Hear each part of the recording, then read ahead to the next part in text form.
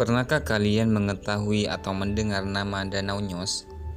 Mungkin sebagian dari kalian belum pernah mendengar atau mengetahui nama danau tersebut. Danau Nyos adalah nama danau yang terletak di negara Kamerun. Tidak seperti danau pada umumnya, Danau Nyos adalah danau yang cukup misterius dan mengerikan. Pasalnya, Danau Nyos telah mencatat sejarah di masa silam ketika itu. Setiap makhluk hidup yang mendekatinya tiba-tiba mengalami kematian. Karena reputasinya itu, Danau Nyos dinobatkan sebagai danau paling berbahaya dan paling mematikan di dunia. Peristiwa dan tragedi tersebut terjadi pada tanggal 22 Agustus 1986. Ketika itu, penduduk setempat menemukan sejumlah orang dan binatang serta satwa liar meregang nyawa di desa dekat Danau Nyos. Kemudian mereka pun melaporkannya kepada pihak yang berwenang. Namun setelah diselidiki, kematian penduduk desa serta hewan-hewan tersebut tidak bisa dijelaskan dan sangat aneh. Pasalnya, kematian mereka dalam kondisi sangat normal dan tidak tenggelam di danau. Selanjutnya, ketika dilakukan penelitian secara statistik, ternyata danau tersebut sudah memakan korban setidaknya 1.746 orang dan kemungkinan jumlahnya lebih banyak dari yang terdata. Selain itu, diyakini ada sekitar 3.000 hewan dan satwa liar yang pernah mendekati danau itu juga mati secara misterius. Karena ketakutan dengan misteri tersebut, banyak orang yang tinggal di dekat danau itu pindah dan pergi ke tempat lain dan hutan yang cukup jauh dari Danau Nyos. Sementara itu, para peneliti datang silih berganti yang datang dari segala penjuru dunia untuk meneliti fenomena yang terjadi di danau misterius tersebut. Banyak dari mereka yang berasal dari Eropa dan Amerika. Mereka datang ke danau tersebut hanya untuk memecahkan misteri di danau yang sangat misterius itu. Selama penyelidikan, hasil otopsi tidak mampu memberikan informasi yang valid, sebab mereka yang meninggal tidak memiliki indikasi seperti pendarahan, cedera, atau penyakit.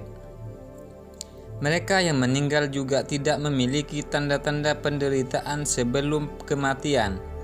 Mereka diketahui hanya pingsan dan kemudian berakhir dengan kematian. Selain itu, tidak ada tanda kalau mereka terpapar radiasi senjata kimia ataupun gas beracun. Menurut penuturan dari orang-orang yang selamat mengatakan bahwa mereka mendengar suara keras kemudian muncul bau yang tidak enak sehingga pada akhirnya mereka yang mencium bau tersebut pingsan. Setelah bangun dari pingsannya, sebagian mereka yang selamat dan sebagian lagi sudah meninggal. Hal mengejutkan lainnya adalah air danau itu yang semula biru menjadi merah dan buram. Berdasarkan bukti dan petunjuk ini, para ilmuwan percaya bahwa di bawah danau tersebut ada gunung Merapi yang meletus sehingga menyebabkan letusan gas beracun, lalu menyebabkan kematian pada penduduk setempat yang mendekatinya. Butuh sekitar 1 tahun penelitian bagi para ilmuwan untuk memecahkan penyebab bencana misterius itu. Menurut catatan sejarah, Danau Nyos adalah danau yang terbentuk dari bawah gunung api yang sudah tidak aktif dan punah. Lebarnya sekitar 2,5 km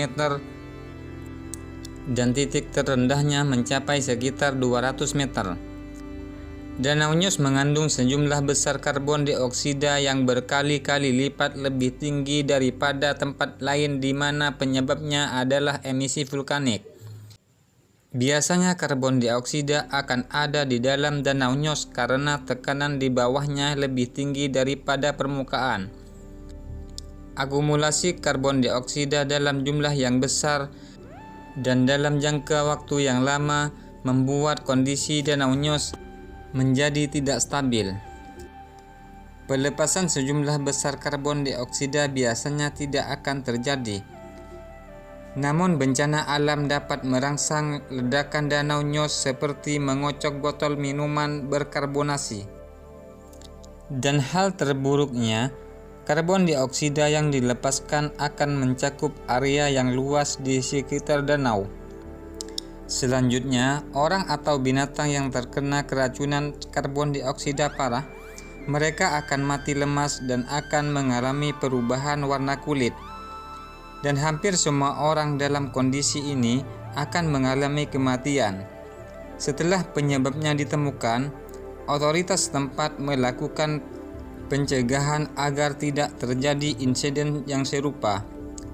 Namun insiden yang terjadi sebelumnya membuat banyak orang trauma dan tidak mau lagi tinggal di sekitar danau tersebut karena dianggap terlalu bahaya dan mengancam kehidupan mereka.